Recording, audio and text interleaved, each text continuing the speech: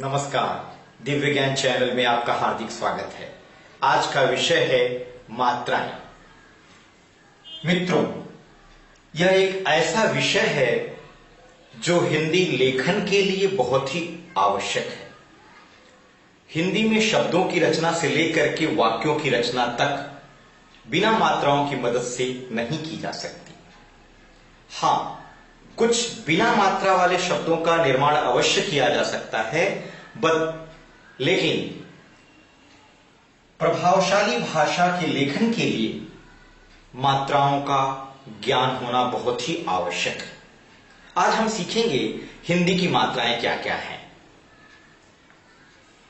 मित्रों, जैसा कि मैंने आपसे पहले ही बताया है कि व्यंजन एक ऐसे अक्षर होते हैं जो दूसरों की मदद से बोले जाते हैं, और वे जिनकी मदद लेते हैं वे हैं स्वर। अर्थात स्वर ऐसे होते हैं जो अपनी ध्वनियों को व्यंजन के साथ मिलाते हैं, या हम यूं कह सकते हैं कि स्वरों की ध्वनियां व्यंजनों के साथ मिलाई जाती हैं। अब इन स्वरों की ध्वनियों को पहचानने के लिए कि व्यंजनों में कौन से स्वर का समावेश किया गया है, उसी के लिए मात्राएं बनी हैं। मैं बताना चाहता हूं कि वे कौन कौन से स्वर हैं और उनकी कौन कौन सी मात्राएं हैं जो प्रयोग की जाती हैं। तो बाईं तरफ मैं सबसे पहले स्वर लिखूंगा और दाहिनी तरफ उनकी मात्राओं को लिखूंगा।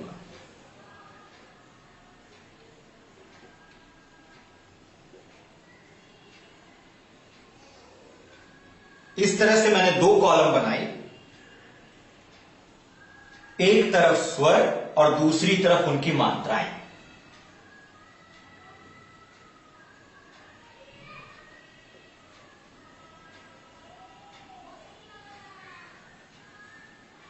ओ, आ, ई, उ, री, ए, आए,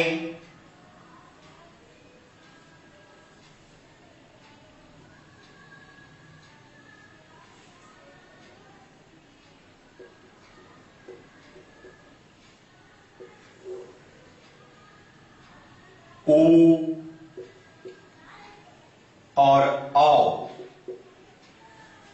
इस तरह से मैंने दोनों तरफ मिलाकर के सारे स्वरों को लिख दिए हैं। ओ, आ, ई, उ, री, ए, आए, ओ और औ। ये हमारे 11 स्वर हैं जिनके बारे में मैंने पिछली दो वीडियो में बताया है। अब हम जानेंगे कि इनकी मात्राएं क्या है। जैसा कि मैंने आपको पहले ही बताया, अ एक ऐसा स्वर है जिसकी ध्वनि हर एक व्यंजन के साथ पहले से ही मिली होती है। अगर व्यंजन सामान्य रूप में लिखा गया है तो उसके साथ अ की ध्वनि हमेशा समाहित रहेगी। अगर व्यंजन स्वर रहित लिखा गया है, यानी हलंत के साथ लिखा गया है या आधा स्वरूप में लिखा गया है, तो वहां पर अ की ध्वनि उसके साथ नहीं मिली होती है। हम जानेंगे कि ये जो स्वर मैंने लिखे हैं उनकी मात्राएं कैसी होती हैं। अ की कोई मात्रा नहीं होती,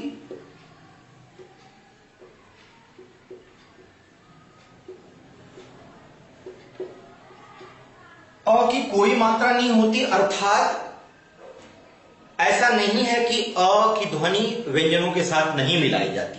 अ की ध्वनि व्यंजनों के साथ मिलाई जाती है।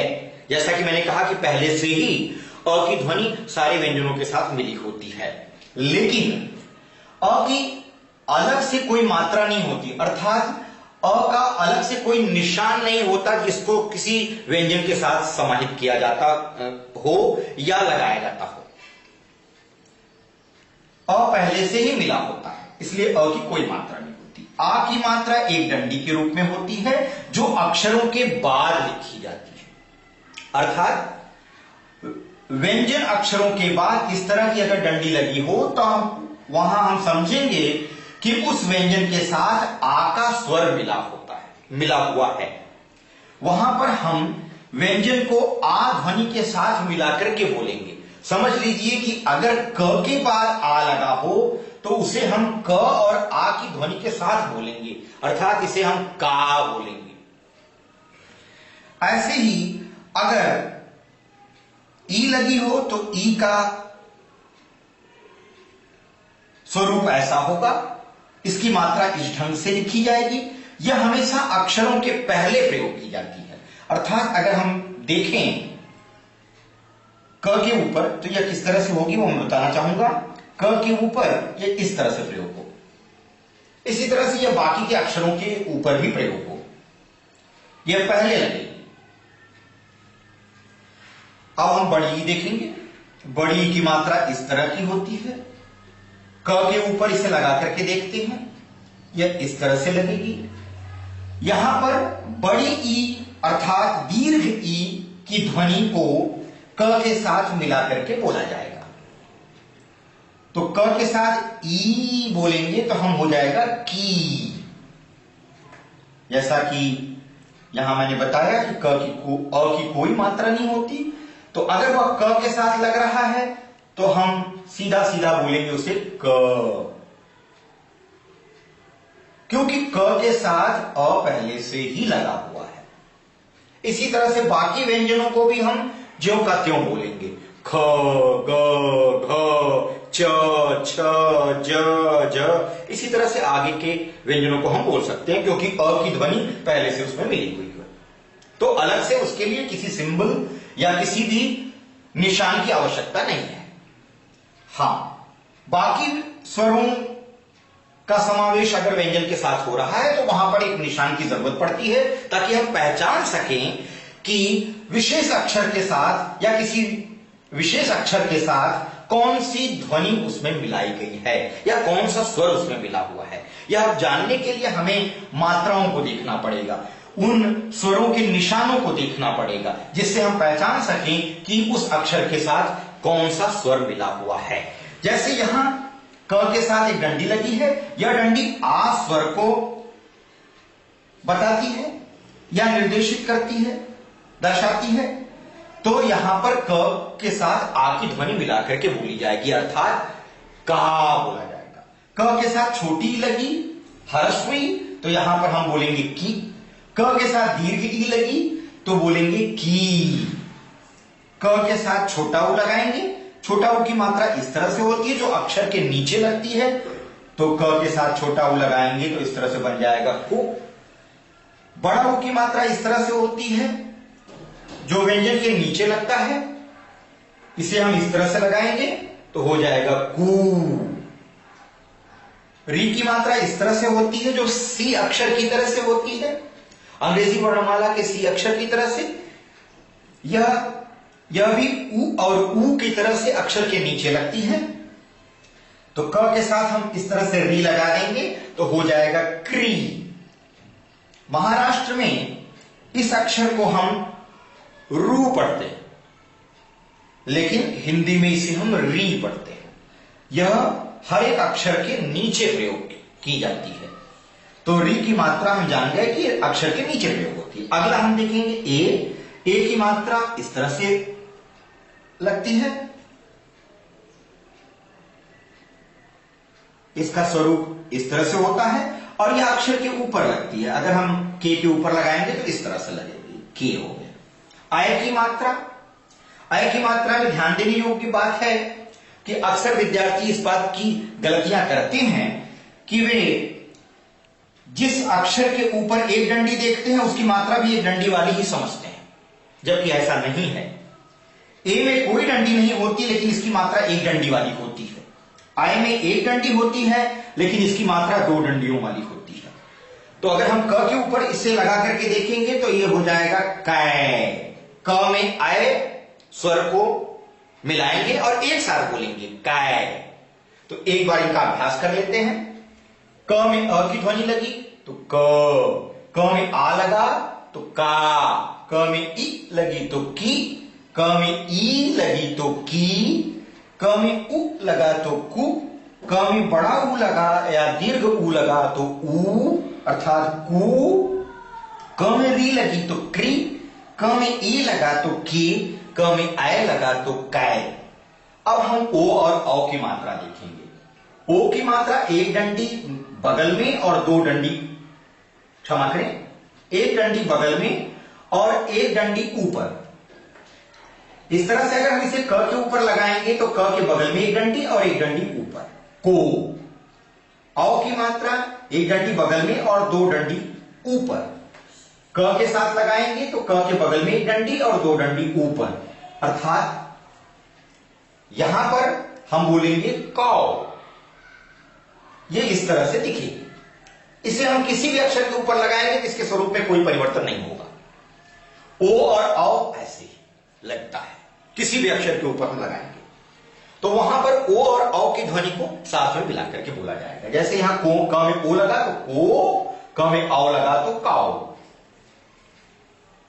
दो और अक्षर हैं जिनकी मात्राएं होती हैं लेकिन उन्हें स्वर में समाहित नहीं किया जाता, जैसा कि मैंने पिछली वीडियो में आपको बताया।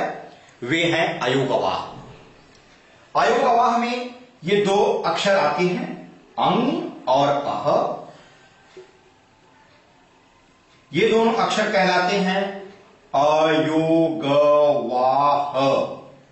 अयोगवाह, जहां अंग को अनुस्वार कहते हैं और अह को विसर्ग कहते हैं। विसर्ग की मात्रा प्रायः संस्कृत शब्दों के साथ प्रयोग की जाती है। अनुस्वार की मात्रा किसी अक्षर के ऊपर एक बिंदु के रूप में प्रयोग की जाती है। अह की मात्रा अक्षर के बाद ये दो बिंदु प्रयोग किए जाते हैं। अगर हम इसे क के साथ लगाएंगे तो इसका स्वरूप इस तरह से दिखेगा, कं और क में अह लगा दिया क।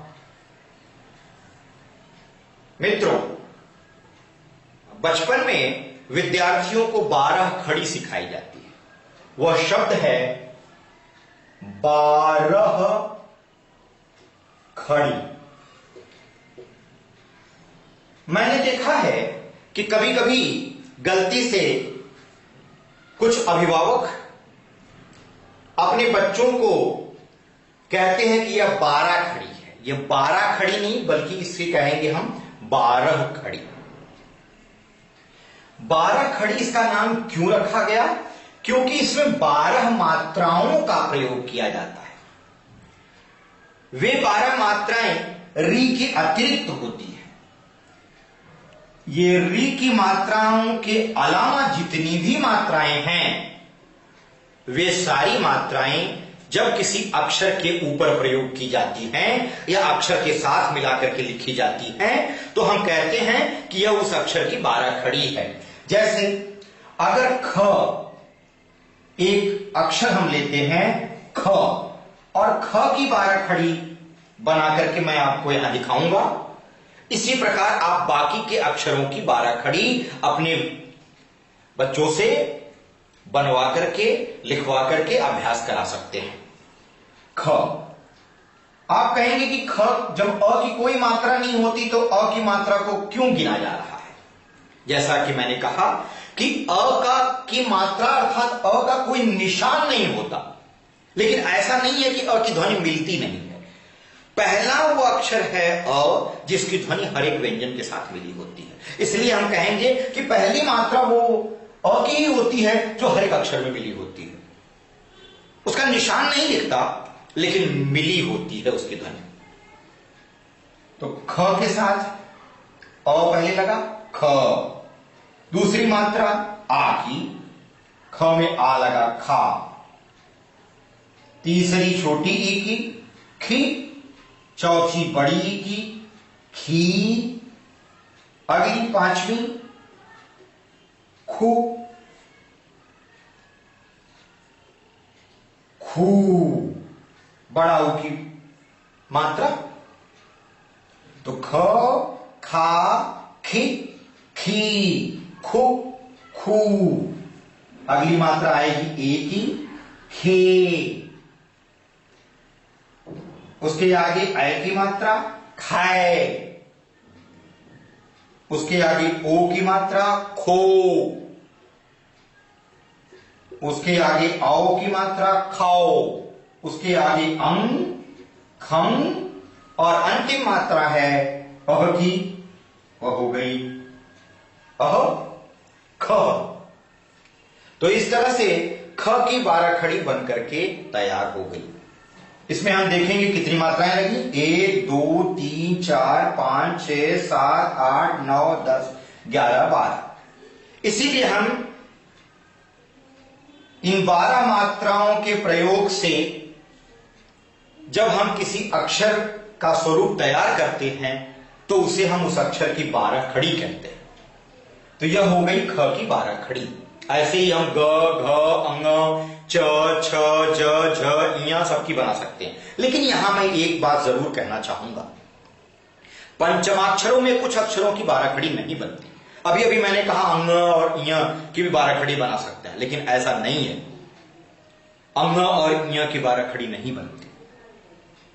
अण की 12 खड़ी लिखने के लिए हम लिख सकते हैं, लेकिन उसका प्रयोग नहीं किया जाता। अण पे कुछ एक मात्राओं का प्रयोग देखने को मिलता है। आ की मात्रा देखने को मिलती है, कृष्णा हम लिखते हैं, तो आ की मात्रा कहीं कहीं प्रयोग अण के साथ की जाती है। लेकिन न और म जो पंचमाक्षर हैं, इनके साथ 12 खड़ी प्रयोग की जाती है। तो मैं समझता हूं मेरे द्वारा दिया गया आज का यह ज्ञान आपको पसंद आया होगा, और मैं उम्मीद करूंगा कि आप मेरे चैनल को लाइक करेंगे और इसे सब्सक्राइब करना नहीं भूलेंगे।